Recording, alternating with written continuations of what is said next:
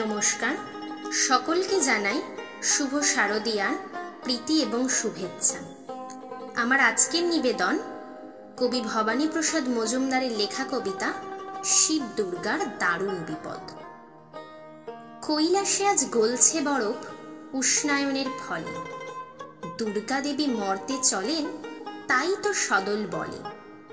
যে হারে রোজ গলছে বরফ যাচ্ছে খবর পাওয়া, এভাবে আর ২-৩ মাসেই পুরো কৈলাস হাওয়া।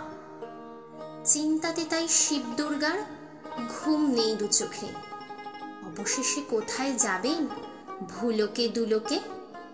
তাই তো এবার দুর্গা দেবী পুরো দলবল নিয়ে ভাবেন সোজা হাজির হবেন কলকাতাতে গিয়ে। কংসা, কেতো, লক্ষ্মী, সুরো থাকবে ওরা সাথে, দেবাদিদেব মহাদেবও রবেন ত্রিশূল হাতে। শিব থাকলেই নন্দী ভৃঙ্গি থাকবে সবার জানা, একটা শর্তে গিয়েই মর্তে অসভ্যতা মানা। হঠাৎ এসে বলেন হেসে ব্রহ্মা প্রজাপতি, উষ্ণায়নের ফলে কৈলাসের হবে না কোনোই ক্ষতি।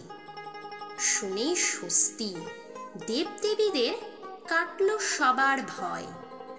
চেঁচিয়ে উঠেই বলল সবাই, জয় ব্রহ্মার জয়।